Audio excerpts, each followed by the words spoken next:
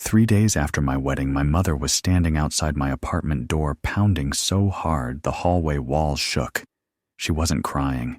She wasn't apologizing. She was screaming my name like I had stolen something from her. I was sitting at my kitchen table, still in sweatpants, holding a warm mug of coffee, listening to her lose her mind on the other side of the door. And in that moment, I realized something that still makes my stomach tighten even now. She didn't come because she missed me. She came because the money had stopped. If you had told me a week earlier that my own mother would skip my wedding, fly to a tropical resort instead, post smiling photos about family forever, and then show up days later demanding I fix her life like nothing happened, I would have said you were exaggerating. But that's exactly what she did. On my wedding day, while I was standing in a white dress waiting to walk down the aisle, my phone buzzed with a single message from her. Don't expect anyone. No explanation, no apology, just that. I thought it had to be a joke. I told myself they'd show up at the last minute. They always did things their way. Then the music started. The doors opened, and the entire side of the room meant for my family was empty. No mother, no father, no brother, just rows of vacant chairs and flowers no one sat next to. I smiled. I said my vows. I married the man I loved, and later that night, barefoot in my wedding dress, I opened my phone and saw the truth. They weren't stuck. They weren't delayed. They were on a private beach, holding cocktails, dressed in matching linen, smiling for photos under palm trees. The caption said, "Family forever." That was the moment something inside me went very quiet. I didn't scream. I didn't call. I didn't beg. I did something far more dangerous. I stopped fixing things. And that decision, the quiet one, was what sent my mother to my door 3 days later, screaming like her world was ending. If you think this story is about revenge, stay with me. Because what happened next wasn't loud, dramatic, or immediate. It unfolded slowly. In bank statements, in declined cards, in doors that stopped opening for people who were used to everything being handled for them. And if you've ever been the one in your family who held everything together, the one who stayed quiet so everyone else could stay comfortable, you might want to hear how this ends. Before we go any further, take a second to subscribe to this channel, not because of me, but because stories like this have a way of staying with you. And if you ever have to pause or step away, you'll want to come back and finish this one. We share stories about family boundaries in the moments when people finally stop being taken for granted. Now let me tell you what my mother didn't know when she chose a vacation over my wedding. She thought skipping one day wouldn't cost her anything. She had no idea it was about to cost her everything she depended on, and that the real consequences wouldn't show up all at once. They would arrive quietly, over time, and even by the end of this story, you still won't see the moment she's been waiting for. That part never came. So let me ask you something before we continue. If the people who raised you treated your most important moment like an inconvenience, would you still feel obligated to save them when their world started to fall apart? Because that's the choice I had to make. After the wedding was over, after the guests had gone back to their hotels, and the last song faded out, I sat alone on the edge of the bed and stared at my phone like it might explain everything if I looked long enough. My husband was in the bathroom washing his hands, still in his dress shirt sleeves, rolled up tie loosened. He kept asking if I wanted to call them, if I wanted him to say something, if I wanted to pretend none of it mattered. I didn't answer right away, because the truth was, I didn't know how to explain what it felt like to realize that your own family didn't just miss your wedding. They chose not to come. I opened social media again, even though I already knew what I'd see. The same photo was there. My mother in the center sunglasses, on smiling like nothing in the world could touch her. My father beside her. My brother holding a drink. Everyone relaxed. Everyone happy. I zoomed in on the caption one more time. Family forever. It wasn't anger that hit me first. It was something colder. Something quieter. This sudden sinking understanding that I had been showing up for people who had never planned to show up for me. Growing up, I learned early that my family had expectations. Not the kind they said out loud. The kind you absorbed by watching what earned approval and what didn't. Be helpful. Be reasonable. Don't make things harder. Don't embarrass us. I had followed those rules for so long that I didn't even remember choosing them. When my parents started their business years ago, it was always described as the family's future. That phrase came up whenever something went wrong, whenever someone needed money, whenever a mistake needed cleaning up, and somehow, without anyone ever asking me directly, that future became my responsibility. I was the one who learned how the numbers worked, the one who stayed up late fixing reports, the one who handled calls no one else wanted to deal with. If something almost collapsed, I caught it before it did. If a payment was late, I smoothed it over. If my brother had another idea that needed funding, I found a way to make it look reasonable on paper. No one thanked me for that. They didn't have to. It was just assumed. So sitting there in that quiet hotel room in a wedding dress that suddenly felt too heavy, I started thinking about how often I had rearranged my life around their needs, how often I had postponed things, how often I had made excuses for them. They're busy. They didn't mean it like that. They'll make it up to you. That night, for the first time, I didn't make those excuses. My husband came out of the bathroom and sat next to me. He didn't rush me. He didn't push. He just said, "I'm here." And I realized something else. He was the only one who had actually shown up. Later, after the lights were off and the room finally went quiet, my phone buzzed again. This time, it wasn't a photo. It was a message in the family group chat. Did anyone else's card just get declined? I stared at the screen for a long moment. I hadn't done anything yet. Not really. But I knew exactly why that message was coming. Because for the first time in years, I wasn't jumping in to fix a problem before anyone noticed it. I didn't reply. I turned the phone face down and let the room go still again. Somewhere deep down, I understood that this wasn't about one declined card. It was about what happened when the person who always made things work finally stopped. And as I drifted into a restless sleep, one thought kept circling back, quiet but unmistakable. They thought skipping my wedding was the worst thing they could do to me. They had no idea what was about to happen when I stopped protecting them from the consequences of their own choices. The next morning, sunlight slipped through the thin hotel curtains like nothing unusual had happened. Birds outside, cars passing on the road, the world moving on. I lay there staring at the ceiling, thinking about how strange it was that the most painful moments in life often happen quietly. No warning, no dramatic music, just a slow realization settling into your chest. My husband ordered coffee and pastries from the lobby cafe. We sat across from each other at the small table, both of us tired, both of us pretending this was just another morning. But it wasn't. At some point he asked a question I hadn't let myself think about yet. What are you going to do about them? I didn't answer right away because the honest answer scared me a little. For years, my role in my family had been very clear. I was the reliable one, the sensible one, the one who handled things so everyone else could focus on appearances. My mother liked to tell people she had built the business from nothing. And to be fair, she had started it. She had the vision, the charm, the ability to make people feel impressed. What she didn't talk about was what happened after that. She hated paperwork, hated contracts, hated reading the fine print. She liked the big picture, the image, the story she could tell at dinners and events. So when the company started growing and the details got complicated, those details quietly landed on my plate. I learned the systems. I learned the banks.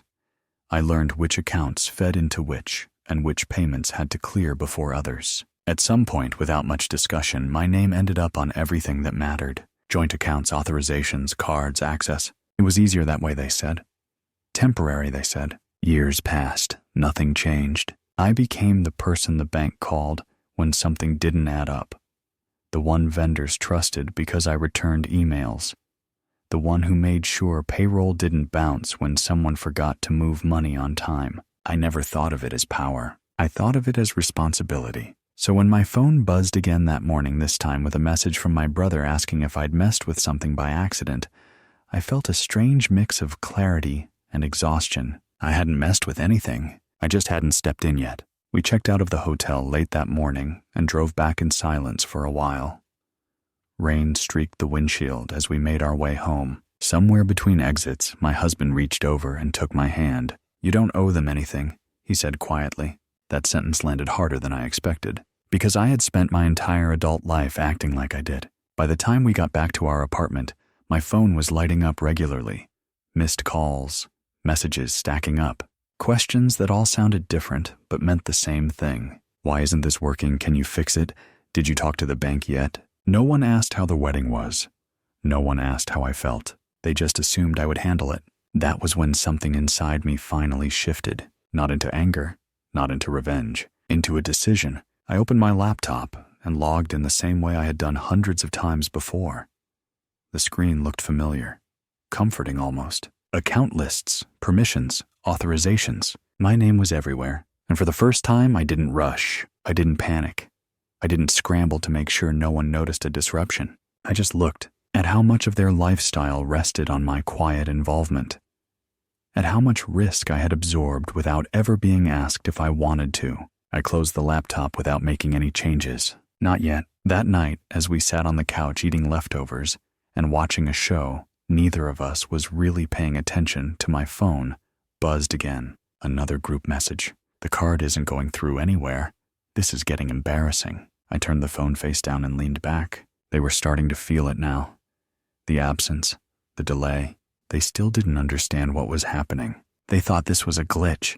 They didn't realize it was the first moment of a much bigger shift. And as I sat there, listening to the rain against the windows and feeling my husband's shoulder against mine, I knew one thing for sure. I wasn't going to rush in and save them this time. Whatever came next, they were going to face it without me smoothing the edges. The silence didn't last long. It never does when people are used to having someone clean up after them. By the third day after the wedding, the messages had shifted in tone. They were no longer confused.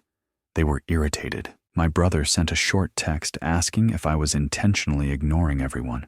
My aunt left a voicemail that started sweet and ended sharp. My father's number popped up twice, then stopped. Still, no one said the words I kept waiting for. "I'm sorry." Instead, everything revolved around inconvenience, embarrassment, delays. I went about my days slowly, almost deliberately.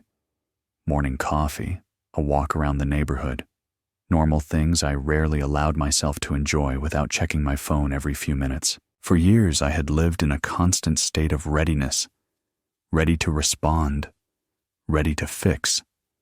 Ready to absorb the fallout of other people's decisions. Now I wasn't doing any of that, and the more I didn't, the louder the world around them seemed to get. That afternoon, my mother finally called. Not a message, not a text, a call. I watched her name light up the screen while it buzzed against the counter.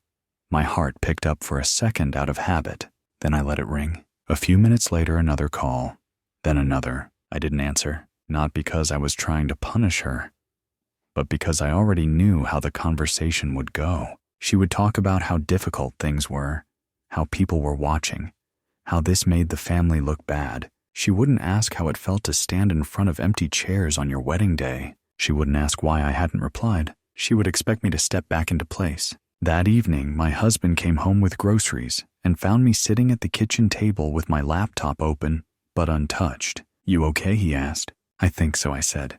And for the first time, I meant it. Something about not reacting immediately had created space. And in that space, I could finally see things clearly. I saw how often my mother framed everything as a crisis, but only when it affected her image. I saw how my father avoided conflict by letting me absorb it. I saw how my brother mistook access to resources for entitlement, and I saw my own role in all of it. I had trained them to expect me. Later that night, after the apartment had gone quiet, I opened my laptop again. This time I didn't log in to fix anything. I logged in to read. I reviewed permissions, authorizations, limits. I noticed how many decisions technically required my approval, even if no one bothered to ask for it anymore. I noticed how much trust had been placed in me casually, without respect. And I realized something that made my chest tighten. If things went wrong, really wrong, it wouldn't just be their problem. It would be mine. I closed the laptop again and stared at my reflection in the dark screen. For years I had told myself this was just how families worked. Someone had to be the steady one, the practical one. But standing there in the quiet, I understood the truth. I had been carrying risks that weren't mine to carry. The next morning, my phone buzzed with a message from my mother. Open the door. No greeting, no context. Just that. I checked the time.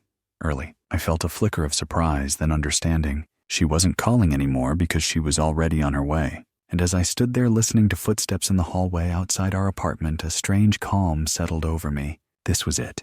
The moment when my silence stopped being invisible. The moment when the absence of my help finally reached her. I didn't rush to the door. I took a breath, straightened my shoulders, and waited, because whatever she was about to say, whatever she was about to demand, I knew one thing with absolute certainty. I wasn't going back to the way things were. When I finally opened the door, my mother almost stumbled forward like she'd been holding herself up with anger alone. She looked the same on the surface. Perfect hair, carefully chosen clothes, that familiar expression she used when she expected the world to move out of her way. But something underneath was different. Her eyes were sharp, restless. What did you do? She demanded, not even stepping fully inside yet. What did you touch? There was no hello, no question about the wedding, no pause, just accusation. I stepped back and let her come in. She didn't wait for an invitation. She never did. She paced across the living room heels, clicking against the floor phone already in her hand, like evidence she was ready to present. The card was declined, she said, her voice tight. At the hotel, in front of people. Do you have any idea how humiliating that was? I watched her for a moment before answering. She wasn't upset that something was wrong. She was upset that someone had seen it. I had to use my personal card. She continued like that was the real tragedy. They looked at me differently, like I didn't belong there. She finally turned to face me, arms crossed. So I'll ask again. What did you do? I leaned against the counter and crossed my arms too, mirroring her without thinking. I didn't do anything, I said calmly. She scoffed. Don't play games with me. Things don't just stop working. You're in charge of that stuff. That word again? In charge. I took a slow breath. You chose not to come to my wedding, I said. You chose a vacation instead. She waved her hand dismissively. Oh, don't start with that, she said. It was one day, one event. We told you the timing wasn't great for us. For us, you could have moved it, she added. You insisted on making it complicated. I felt something tighten in my chest, but my voice stayed steady. My wedding isn't a scheduling inconvenience, I said. She rolled her eyes. You're being dramatic, she snapped. You always do this. Take things personally instead of thinking about the bigger picture. The bigger picture. That phrase had followed me my entire life. The bigger picture was always whatever benefited her. She stepped closer, lowering her voice. Fix the accounts, she said. Call the bank. Turn things back on. It wasn't a request. I'm not doing that, I replied. For the first time since she arrived, she looked genuinely shocked. You don't have a choice, she said. This is our company. Our money. My name is on it, I said quietly. She opened her mouth to argue, then stopped. I could see the realization flicker across her face, followed quickly by anger. You owe us, she said sharply. After everything your father and I built, after everything we gave you. I almost laughed. You didn't give me responsibility, I said. You handed it to me because you didn't want it. Her face flushed. And now you think you can just shut everything down because your feelings are hurt, she snapped. You're embarrassing us. There it was again. Not hurt, not apology. Embarrassment. I didn't embarrass you, I said. You did that when you chose a beach over your daughter. She stared at me like she didn't recognize me. This is insane, she said. You'll regret this.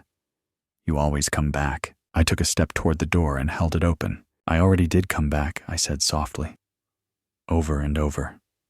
This time I'm not. She stood there for a moment, breathing, hard eyes darting around the apartment like she was looking for something familiar to grab onto. Then she scoffed again. You think you're strong right now, she said. But you're not. You need us. I met her gaze. No, I said. I finally don't. She stormed past me, muttering under her breath as she headed down the hallway. I closed the door behind her and leaned my forehead against it, my heart pounding. Not from fear, from relief, because for the first time I had said no. And the world hadn't ended. After my mother left, the apartment felt unnaturally quiet. No ringing phone, no raised voices, no sense of urgency hanging in the air, just stillness. I stood there for a while, listening to my own breathing, letting my heartbeat slow down. For years, moments like that had only ever meant one thing: damage control. But this time, I didn't rush to make calls or send emails. I went back to the kitchen, poured myself another cup of coffee, and sat down at the table. Then I opened my laptop, not to fix anything, to finally look closely. I started with the accounts I hadn't questioned before.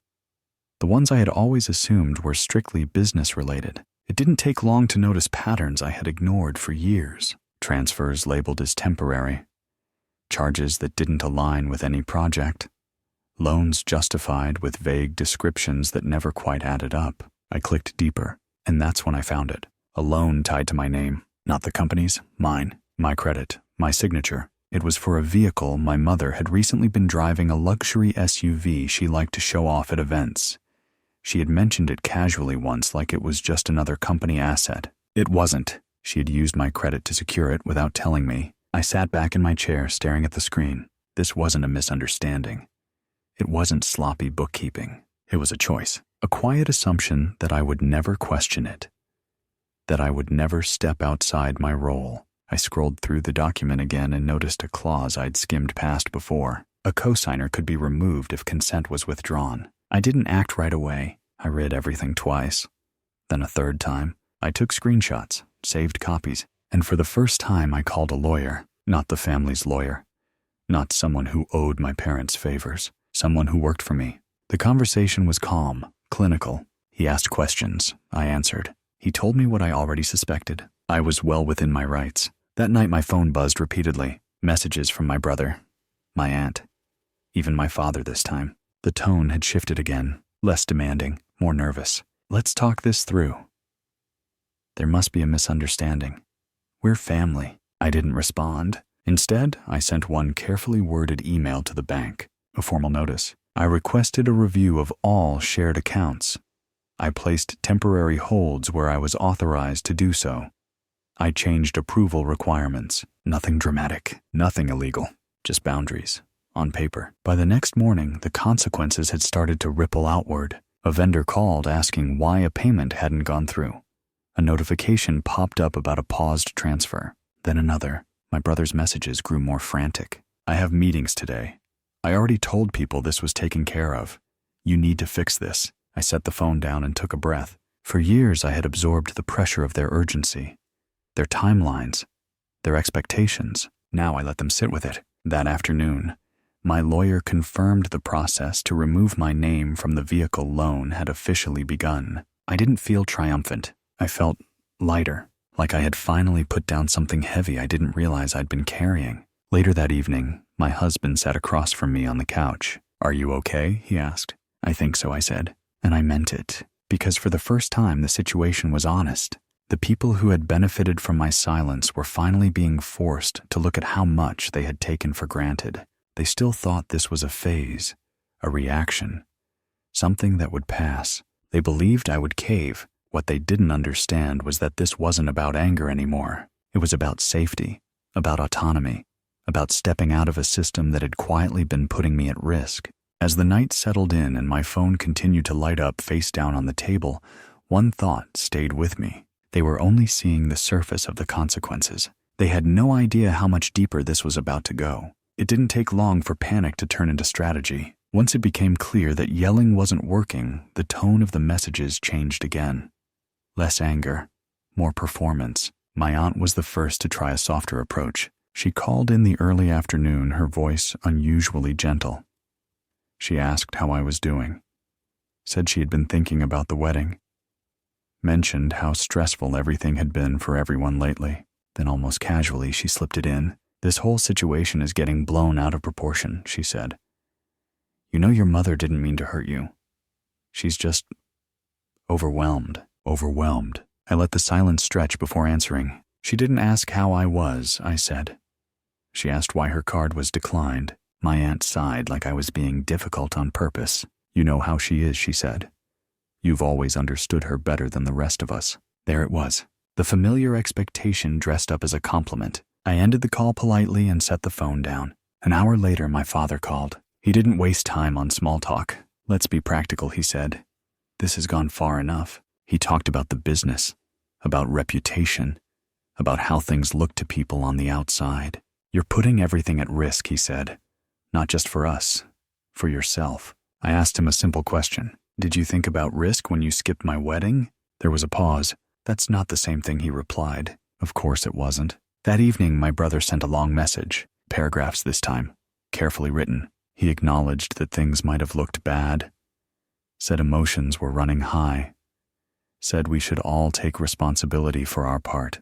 Then he got to the real point. He had a deal lined up, time-sensitive, people counting on him. If the funds stayed frozen, it would fall apart. If you really care about family, he wrote, you won't let this ruin everything. I read the message twice. He wasn't asking for forgiveness. He was asking for access. I typed a response slowly. I told him I hoped things worked out for him, that I believed he was capable of figuring it out, and that I wouldn't be involved. I hit send and felt the familiar tightening in my chest, then watched it pass. The next morning a letter arrived, certified, legal language, vague threats, words like interference and breach thrown around without substance. I forwarded it to my lawyer. He called me later that day, sounding almost amused.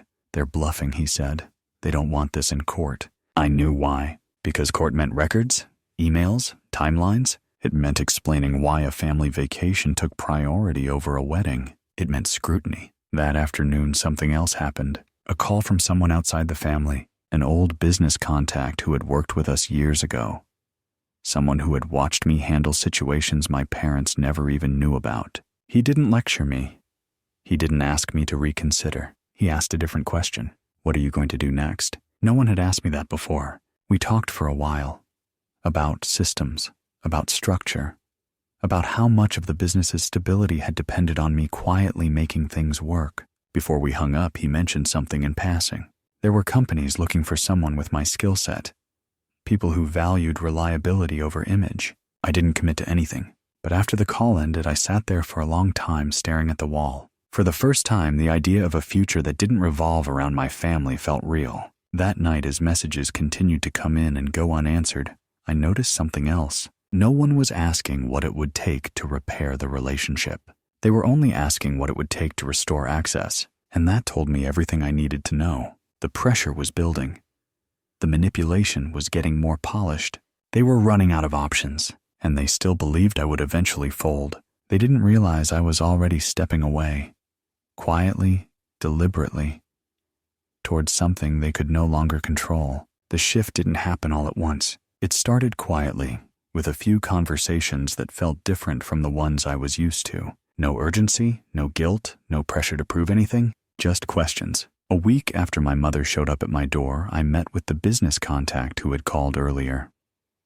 We sat in a small coffee shop not far from my apartment, the kind of place where no one cared who you were or what name you carried. He asked about my experience, about systems I'd built, about problems I'd solved that never made it into presentations or press releases. I answered honestly. For the first time, I didn't downplay my role. I didn't say we when I meant I. He listened, took notes. Then he said something that caught me off guard. You realize you've been doing the hardest part of this work without any real authority or protection, right? I nodded slowly. He wasn't telling me anything I didn't already know, but hearing it said out loud made it harder to ignore. He explained that a company he advised was looking to expand.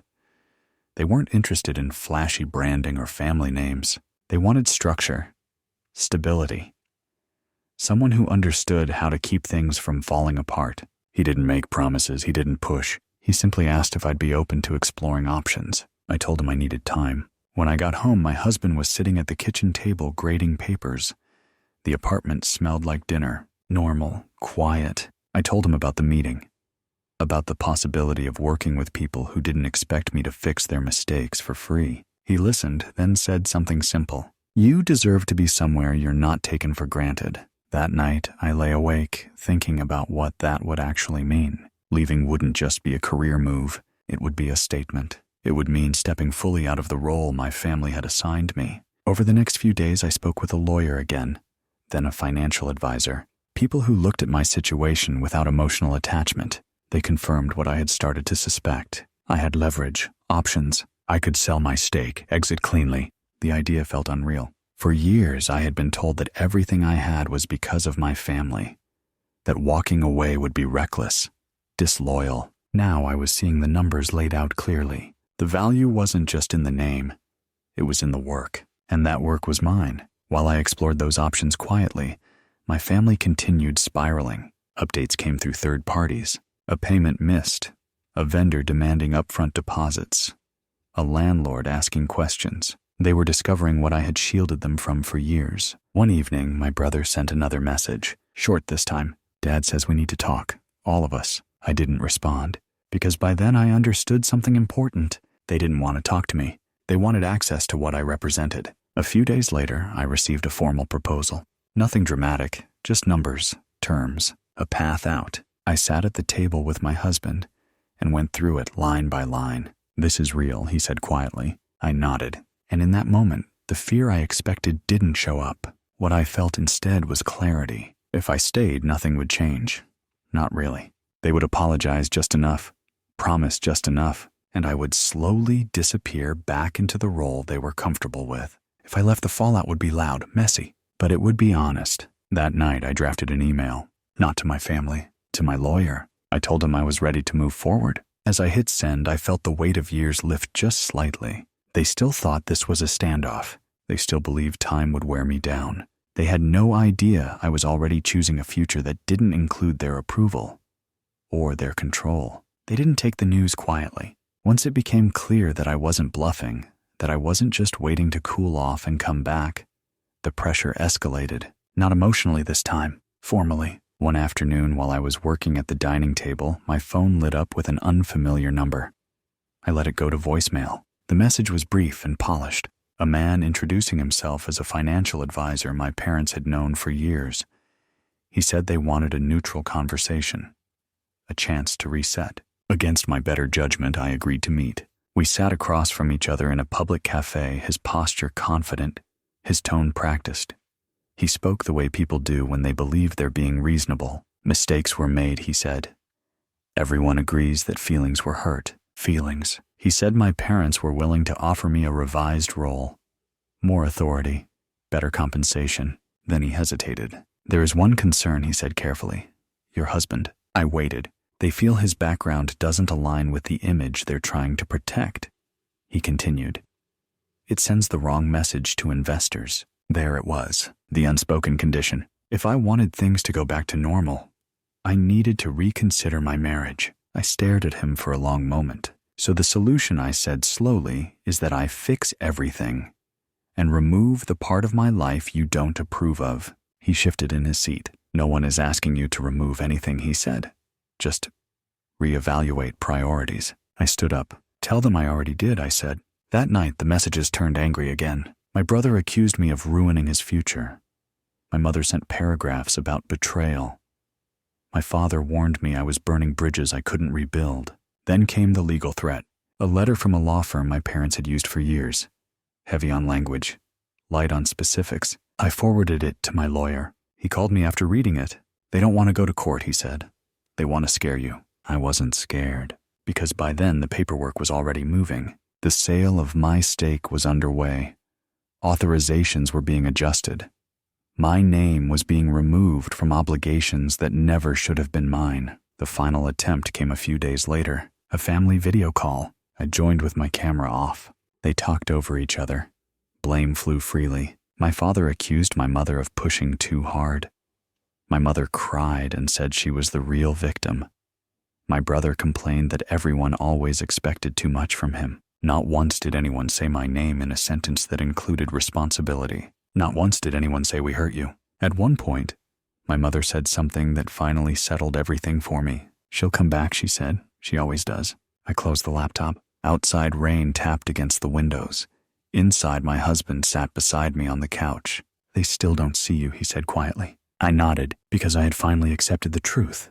They never did. They saw a function, a solution, a safety net, not a person. A few days later, the last document was signed.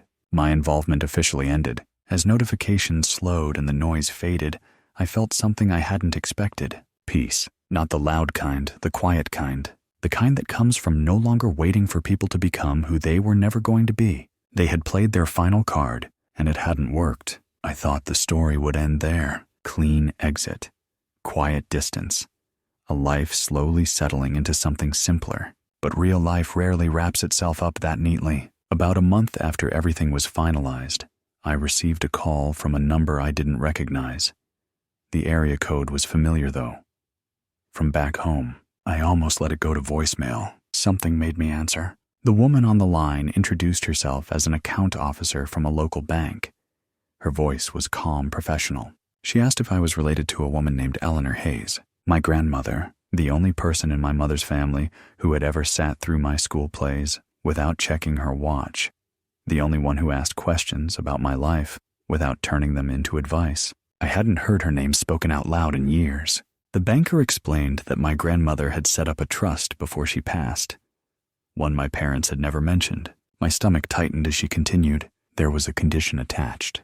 The funds would only be released once I had been financially independent from my family's business for a sustained period of time. No shared accounts, no reliance, no obligations. According to their records, I had met that condition. She asked if I wanted her to read the note my grandmother had left with the trust. I sat down slowly at the kitchen table and said yes. Her words came through the phone, steady and clear. My grandmother wrote about watching patterns repeat, about seeing me take on more and more responsibility while being given less and less credit. She wrote that she worried what would happen to me if I ever tried to leave, if I ever chose myself, so she planned for it. If they ever choose themselves over you, the note said, I want you to have a way out they can't touch. My eyes filled before I realized it. This wasn't revenge, it wasn't inheritance, it was protection. Someone had seen me. Really seen me. After the call ended, I sat there for a long time staring at the wall. All those years, I thought I was alone in that family. I wasn't. I just hadn't known who was quietly rooting for me. The trust didn't make me rich.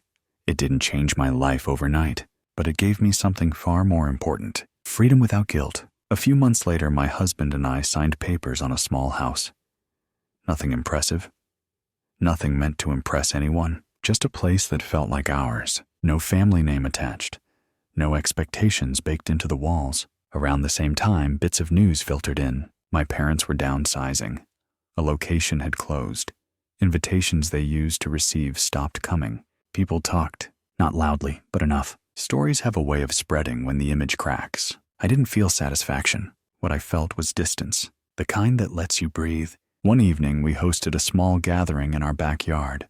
A borrowed grill, folding chairs, friends who had shown up when it mattered. At one point, I stood at the edge of the yard and watched my husband laughing with people who chose us without conditions. I realized something then. This was family, not the one I was born into, the one I built. Sometimes people ask if I regret how things turned out.